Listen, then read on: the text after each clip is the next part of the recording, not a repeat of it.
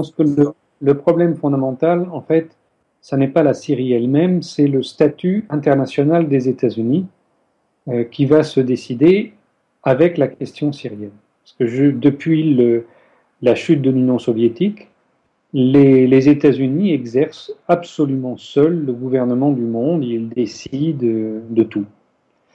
Donc c'est ça qui est en cause.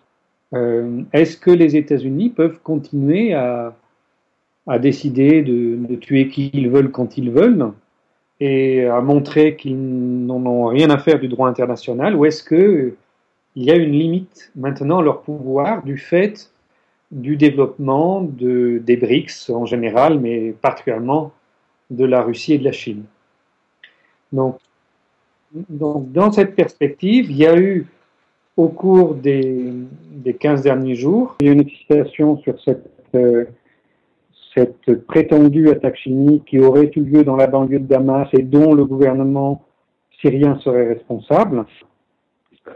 Et on voit que dans cette affaire, les États-Unis font un pas en avant, un pas en arrière, qu'en fait ils ne savent pas très bien ce qu'ils veulent, que d'une part, ils multiplient des déclarations contradictoires, et que d'autre part, ils prennent les vraies dispositions pour bombarder et détruire la Syrie. Il s'agit bien de détruire, puisque au début, on avait dit qu'il y aurait un bombardement uniquement sur une cinquantaine de cibles choisies par l'opposition et transmises par la France. Mais maintenant, on parle d'une opération à la libyenne, d'un changement de régime, d'une destruction générale. En Libye, il y a eu au total 160 000 morts d'une intervention qui prétendument visait à protéger la population civile. Donc, ce matin, tout à fait inopiné, lors d'une conférence de presse à Londres où il était reçu par William Hague, M. Kerry a dit que ce qui pourrait empêcher la guerre, ce serait que la Syrie remette à la communauté internationale la totalité de ses armes chimiques, et il a ajouté que c'était en théorie, parce qu'en fait, ça n'était pas pensable. Mais son homologue russe, M. Lavrov, a pris la boutade au passage et il a répondu, je reçois tout à l'heure M. Moallem, le ministre syrien des Affaires étrangères, et je vais lui en parler. Et il y a quelques minutes, M. Moallem, depuis Moscou, a annoncé que la Syrie allait donner toutes ses armes chimiques aux Nations Unies pour destruction et allait signer la Convention internationale prohibant l'usage de ces armes.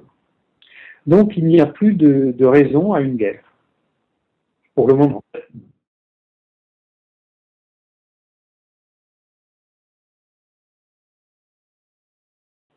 Voilà, la difficulté pour la Russie, c'est de permettre aux États-Unis de conserver la tête haute.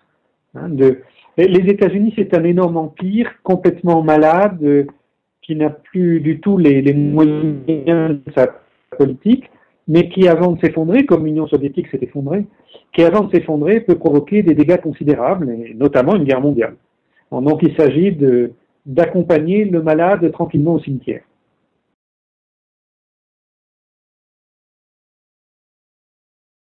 Oui, alors, il y a plusieurs rapports qui ont été rendus aux États-Unis sur la manière dont un conflit pourrait se dérouler. Donc, ces rapports convergent tous sur deux points, que d'une part, une frappe aérienne, on garde ce vocabulaire politiquement correct, une frappe aérienne des États-Unis, un bombardement, ne pourrait pas en lui-même régler la question syrienne. Au contraire, un bombardement obligerait les États-Unis à un déploiement au sol assez rapide. Ça, c'est la Rand Corporation qui l'écrit, c'est pas moi qui le dis, c'est ce qu'il y a d'experts les plus renommés aux États-Unis. Et d'autre part, écrit le service de recherche du Congrès dans un document qui vient d'être distribué aux membres du Congrès en vue du vote auquel ils sont appelés.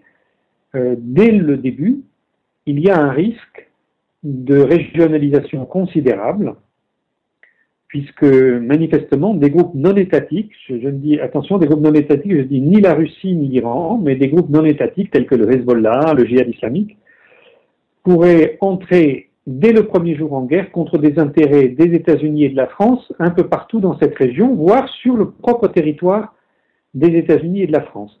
Et dans ce cas, les États-Unis se trouveraient dans l'obligation d'étendre leur bombardement à la fois au Liban et à l'Iran. Donc il y aurait une généralisation du conflit.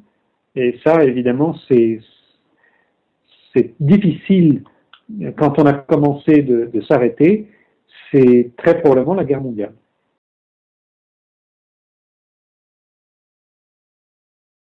Alors, les Occidentaux en général, Israël compris, sont de fiefs menteurs dans cette affaire, puisque la crise syrienne a été fabriquée par l'Occident. Bon, on raconte que il y avait un grand printemps arabe dans tous les pays du monde arabe en même temps, qui tous voulaient vivre comme les Occidentaux et qui tous voulaient renverser des dictateurs. Mais ça, c'est une histoire rocambolesque. Chaque pays arabe a sa propre culture et sa propre histoire.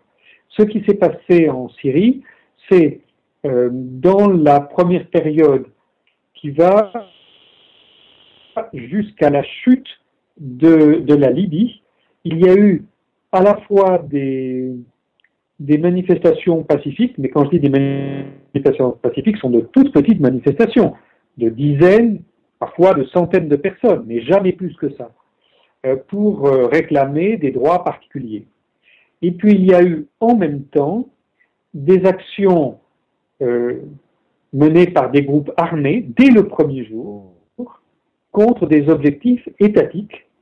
Et la première grande opération à Deraa a été contre l'immeuble des services de renseignement qui sert aux Syriens à contrôler ce qui se passe sur leur territoire du Golan actuellement occupé par Israël. Donc dès le premier jour, on voit qu'il y a une implication des Israéliens dans cette affaire. Mais dès le premier jour aussi, on voit une implication des États-Unis, parce que vous savez que l'ambassadeur Robert Ford a été expulsé de Syrie parce que on l'a retrouvé en tête d'une manifestation pour renverser le régime, une manifestation armée, pas du tout pacifique. Quant aux Français, eh bien, ils ont fourni un encadrement en instructeurs à travers leurs services spéciaux pendant tout le début du conflit jusqu'à l'entrée en guerre au Mali, où là ils se sont retirés physiquement du territoire syrien. Mais à Homs, par exemple, quand il y a eu l'émirat islamique de Homs, quelque chose qu'on peut comparer à ce que les talibans ont fait en Afghanistan, eh bien c'était des instructeurs français qui encadraient les djihadistes de cet émirat. Donc, quand maintenant on dit on est surpris et va-t-on ou non s'impliquer en Syrie, c'est très risible. C'est va-t-on s'impliquer ouvertement en Syrie alors qu'on le fait secrètement depuis le départ?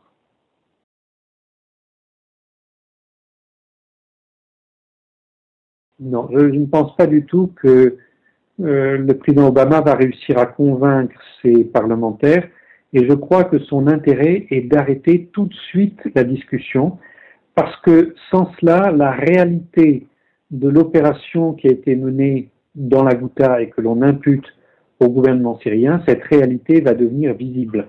Tout ça, c'est une manigance de services secrets. Il n'y a jamais eu d'attaque chimique à cet endroit-là, et les victimes ne sont pas du tout des opposants à l'État syrien et au gouvernement de Bachar el-Assad. Ce sont au contraire des gens qui le soutiennent et qui ont été enlevés lors d'une attaque des djihadistes au début du mois à l'Ataquié.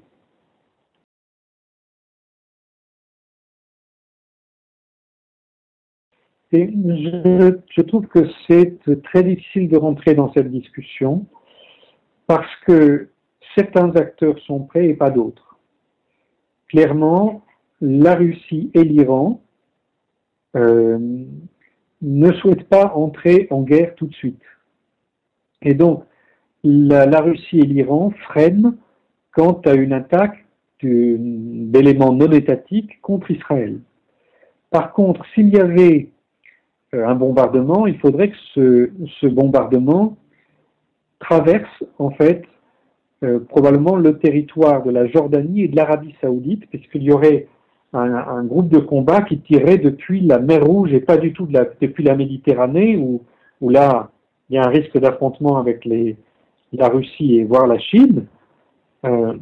Mais si les missiles Tomahawk doivent survoler, traverser la Jordanie et l'Arabie Saoudite, alors la guerre se transportera immédiatement dans ces deux États. Et ça, aussi bien les Russes que les Iraniens y sont favorables.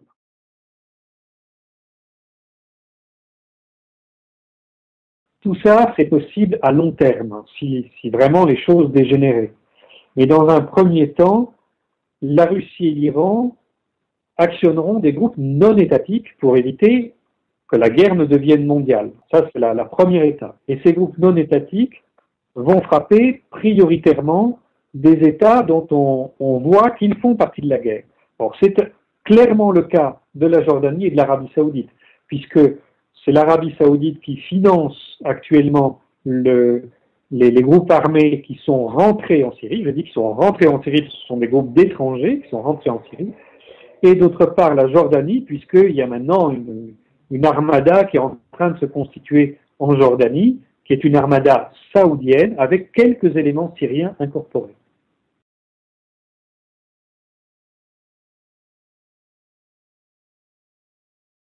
Je n'ai pas vu ça, mais il faut savoir qu'au début du conflit, il y avait beaucoup d'officiers français sur le terrain ici, que certains ont été faits prisonniers par le gouvernement syrien et ont été restitués à la France au moment du changement de président, parce que la Syrie croyait à tort qu'il y aurait une rupture entre la politique de François Hollande et de Nicolas Sarkozy, et a donc remis à l'amiral Guillot, le chef d'état-major français, ces pseudo-djihadistes et réels membres de l'armée française.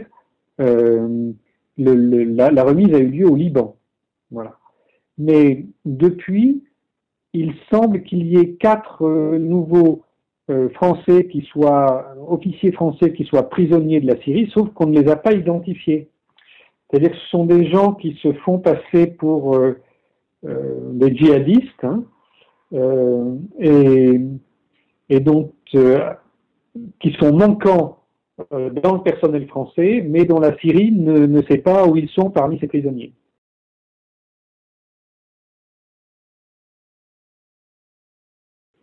Mais ça, c'est un risque qui est réel et certain. Parce que, alors que M. Valls parle de, je ne sais plus, 300 Français qui seraient venus faire le djihad ici, en réalité, il y en a eu beaucoup, beaucoup plus. Et ces djihadistes sont venus en Syrie, au départ tout au moins, avec l'aide des autorités françaises. Certains prédicateurs dans des mosquées françaises ont appelé à venir faire le djihad en Syrie, et vous savez que ça c'est un délit, hein. Que tous ces prédicateurs sont surveillés par la DCRI, les renseignements généraux, et que s'ils ont pu appeler au djihad de cette manière, c'est avec l'assentiment de la DCRI, pour ne pas dire plus. Donc ces gens sont venus pratiquement tous par les mêmes filières pour arriver généralement par la Turquie. On ne sait pas exactement leur nombre, mais de toute manière, c'est au moins lié, mais c'est certainement plus que ça.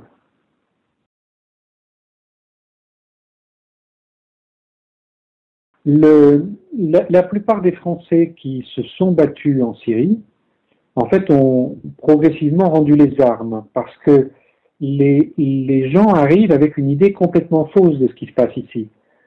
Bon, ce sont des musulmans qui pensent que voilà, il y a une dictature par une secte alawite qui opprime les bons musulmans et ils viennent pour sauver leurs frères en religion.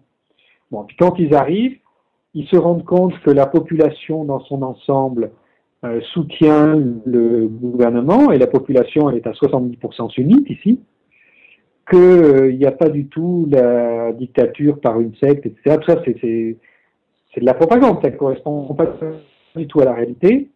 Et il constate que les hommes avec qui ils se battent commettent des crimes absolument abominables. Donc, soit ils ont une dérive totalement criminelle, soit ils cherchent à se sortir du guêpier dans lequel ils sont rentrés. Et en fait, maintenant, dans les prisons syriennes, il y a beaucoup de prisonniers français qui se sont rendus par eux-mêmes et qui sont très bien traités.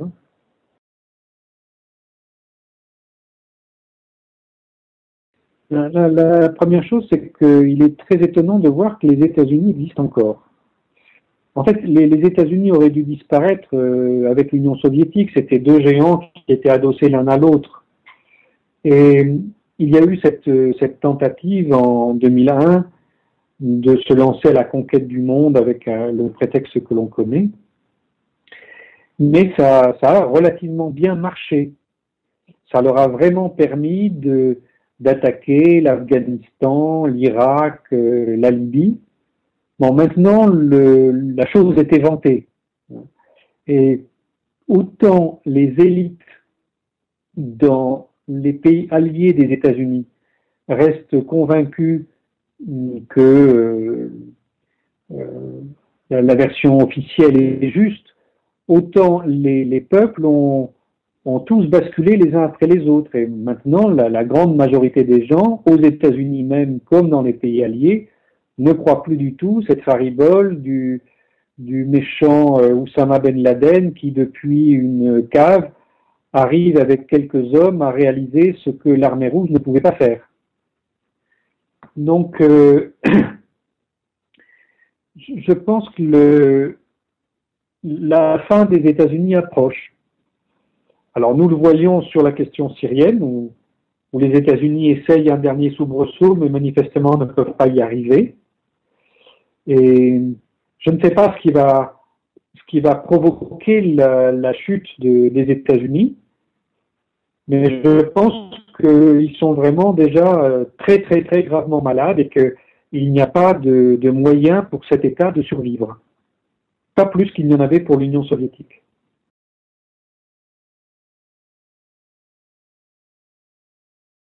Non, non, non.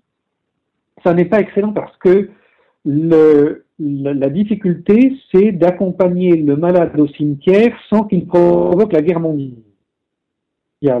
Donc, en Union soviétique, il y a eu Mikhail Gorbatchev qui a compris le danger et qui a été capable d'amener l'Union soviétique à sa dissolution sans provoquer de dégâts et qui a sauvé l'essentiel de la Russie, sauf les États baltes. Dans le cas des États-Unis, la chose n'est pas jouée du tout. Les États-Unis peuvent encore provoquer des dégâts considérables avant de mourir.